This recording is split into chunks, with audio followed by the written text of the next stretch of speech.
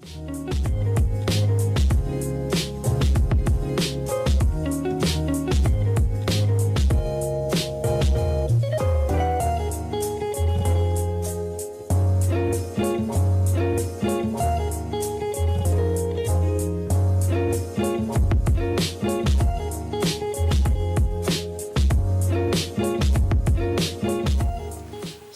BBI yang dikasihi oleh Tuhan.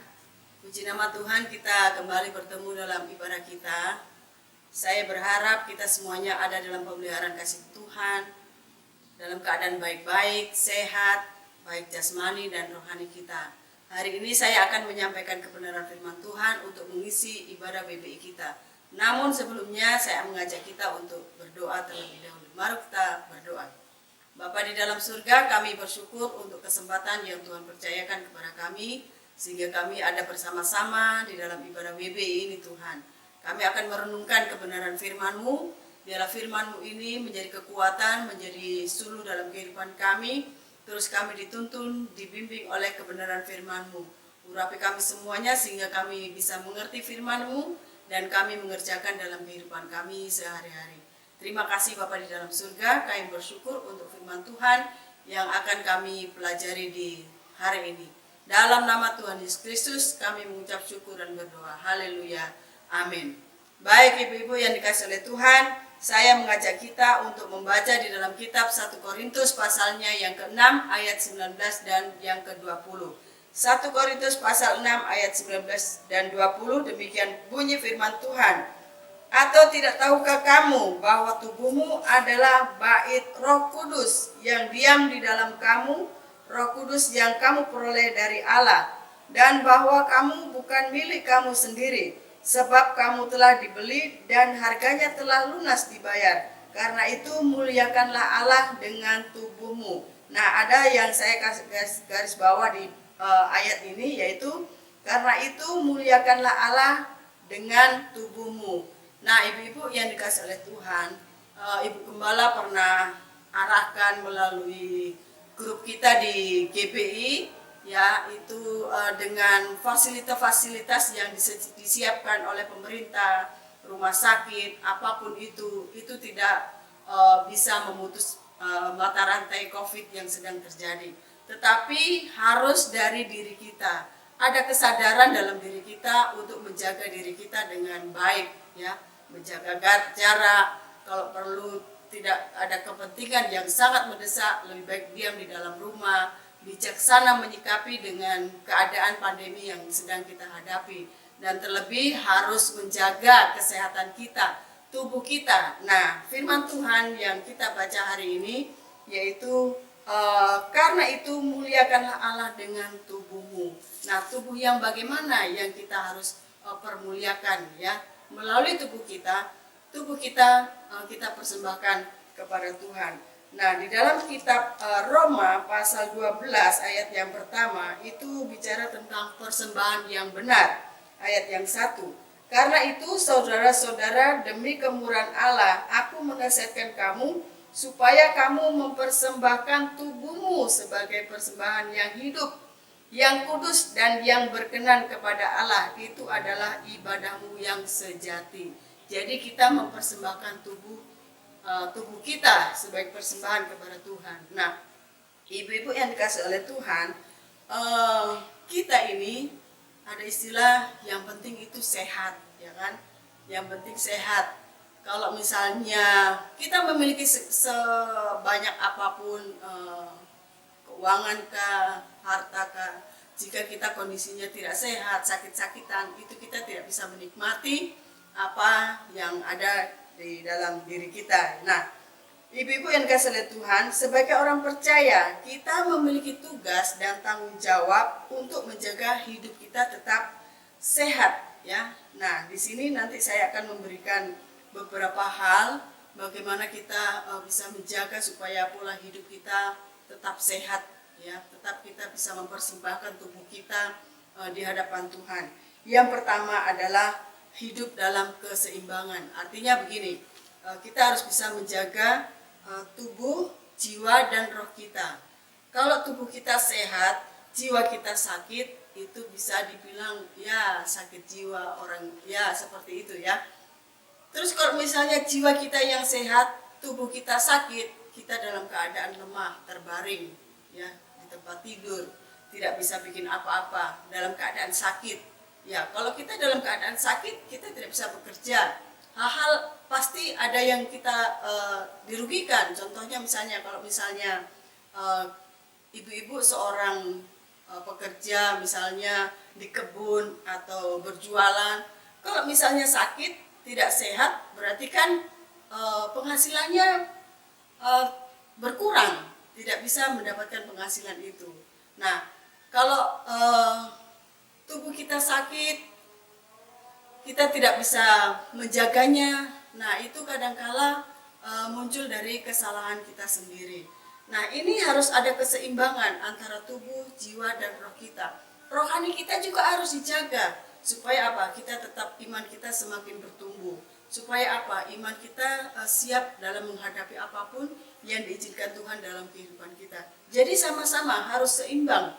Tubuh kita sehat, jiwa kita sehat, rohani kita sehat. Nah, ini harus kita jaga ya, sebagai tubuh Kristus, di mana Tuhan berdiam di dalam diri kita ya. Menjaga pola hidup yang sehat, yaitu hidup dalam keseimbangan. Tubuh, jiwa, roh kita harus sama-sama kita pelihara. Dan yang kedua, ibu-ibu, kita harus menjaga hidup kita dengan kita bisa mengendalikan diri kita. Artinya begini, segala sesuatu yang berlebihan itu pasti hasilnya tidak baik. Contohnya, kita harus bisa punya pengendalian diri. Makan harus kita kendalikan, ya, tidur, istirahat, bekerja, belajar. Kadangkala ada orang yang bekerja tanpa bisa mengendalikan. Bekerja terus tanpa ada waktu untuk istirahat. Ada kalanya juga orang tidak bisa mengendalikan diri dengan makanan. Makan, yang penting makan, tidak bisa mengendalikan diri. Sehingga dengan makan itu sendiri, itu menyebabkan kita jadi sakit. Ya. Nah, ibu-ibu yang dikasihi oleh Tuhan, hari ini kita belajar bagaimana kita menjaga hidup kita, tubuh kita, supaya tetap sehat. Makanya firman Tuhan hari ini menasihatkan kepada kita, supaya kita bisa mempersembahkan tubuh kita. Tubuh yang bagaimana? Tubuh yang sakit-sakit. Harus tubuh yang sehat, dipersembahkan kepada Tuhan. Kita bisa melayani Tuhan, kita bisa beraktivitas, kita bisa menjadi berkat bagi banyak orang. Makanya dalam hal ini kita harus memperhatikan pola makan kita. Ya, ada contoh di dalam firman Tuhan, orang yang menjaga pola makannya dengan baik, yaitu kisahnya Daniel ya. Daniel, Sadrak, Mesak, dan Abednego. Mereka ini yang menjaga pola makannya dengan baik, sehingga bukan didapati mereka dalam keadaan lemah tubuhnya, tapi justru mereka dalam keadaan sehat. Apa yang dikonsumsi mereka?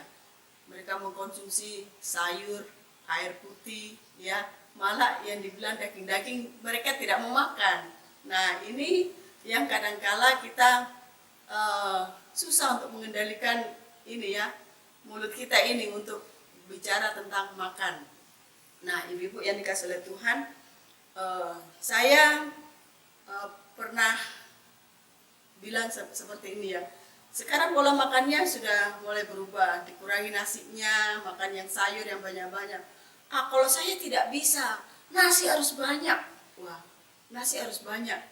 Nanti lapar. Ibu-ibu, biasanya kalau orang yang sudah umurnya di atas 50 tahun, itu biasanya malah disuruh mengurangi nasi, ya. Terus perbanyak sayur, perbanyak buah, vitamin, ya. Nah, ibu-ibu, dengan menyikapi keadaan yang sekarang ini sedang terjadi dengan pandemi ini, maka kita harus pintar-pintar menjaga kesehatan kita. Imun kita harus kita jaga. Makan makanan yang bergizi, ya. Minum vitamin yang, ya, jangan yang serba instan, ya. Beberapa bulan yang lalu kita belajar bagaimana Ibu Yuli ya pernah sampaikan bicara tentang makanan, bagaimana yang sehat, yang alami, ya, itu yang kita konsumsi. Nah, ibu-ibu yang dikasih oleh Tuhan, mari kita menjaga pola makan kita supaya kita bisa mempersembahkan tubuh kita kepada Tuhan, ya.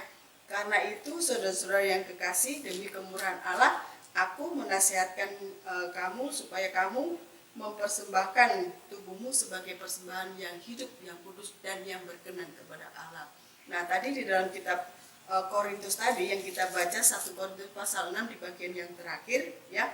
Karena itu muliakanlah Allah dengan tubuhmu. Nah, ini kita harus lebih bisa menjaga tubuh kita supaya tetap sehat, ya. Saya puji Tuhan kalau dalam beberapa waktu, ya, sudah lama selama tinggal di Papua,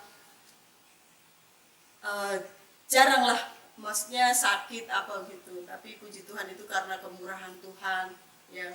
Ibu-ibu kalau memang misalnya sudah ada darah tinggi contohnya, terus asam urat, itu biasanya ada pantangan-pantangan makanan yang tidak boleh dikonsumsi. Ikutilah itu semuanya, ya, supaya kita tetap sehat, terpelihara di dalam diri kita. Nah, ini adalah hal-hal yang harus kita jaga, ya, supaya kita memiliki pola hidup yang sehat. Kita harus sangat memperhatikan, apalagi dengan keadaan yang seperti ini, pandemi ini, ya. Tubuh kita harus sehat, benar-benar kita tidak tahu virus, bakteri yang masuk dalam tubuh kita. Kalau di dalam tubuh kita asupan gizinya mantap, saya percaya bahwa virus itu tiba-tiba sudah, ya, tidak mempan lagi di dalam tubuh kita. Nah, ibu-ibu, inilah yang kita harus perhatikan, ya, menjaga bagaimana tubuh kita tetap sehat di hadapan Tuhan, ya. Tadi bagaimana kita memiliki pola hidup yang sehat, hidup dalam keseimbangan, hidup dalam pengendalian, kemudian yang ketiga adalah hidup dalam sukacita. Nah, coba perhatikan kalau misalnya orang yang lesu, yang ada sakitnya, biasanya dokter, terapis, terus orang-orang ahli biasanya menganjurkan harus sukacita, harus senang, harus bahagia, ya. Padahal firman Tuhan sendiri sudah ajarkan bersukacitalah senantiasa, hati yang gembira adalah obat, ya. Dari anjuran-anjuran firman Tuhan itu senantiasa menguatkan kehidupan kita. Nah, ibu-ibu, mari kita menjaga pola hidup kita tetap sehat di hadapan Tuhan, ya. Sehat jasmani, rohani, tubuh, jiwa, roh kita. Jaga kita bisa mengendalikan hal yang tidak boleh kita konsumsi, jangan dikonsumsi. Nah, tetap bersukacita, tetap bersyukur, tetap mengandalkan Tuhan. Kita percaya kita bisa melewati semua yang diizinkan Tuhan dalam kehidupan kita. Nah, puji Tuhan, ibu-ibu yang dikasihi oleh Tuhan, demikian firman Tuhan yang bisa saya bagikan, biarlah menjadi kekuatan dalam hidup kita sebagai wanita-wanita yang cakap dan bijaksana menghadapi segala situasi yang diizinkan Tuhan dalam hidup kita. Baik, mari kita akan berdoa untuk firman Tuhan. Bapa di dalam surga, terima kasih, kami mengucap syukur untuk firman Tuhan yang sudah kami dengarkan, yang kami sudah pelajari. Biar termeterai dalam diri kami, dalam hidup kami menjadi pelaku-pelaku firman-Mu, menjadi wanita yang cakap, berdampak bagi orang-orang sekeliling kami. Kami tidak hidup sembrono, tetapi kami terus menjaga hidup kami, menjaga rohani kami, tubuh kami sebagai bait Roh Kudus, sebagai persembahan yang kami persembahkan kepada Tuhan. Terima kasih Bapa di dalam surga, kami bersyukur untuk firman Tuhan yang sudah kami dengarkan. Dalam nama Tuhan Yesus Kristus kami mengucap syukur dan berdoa. Haleluya. Amin.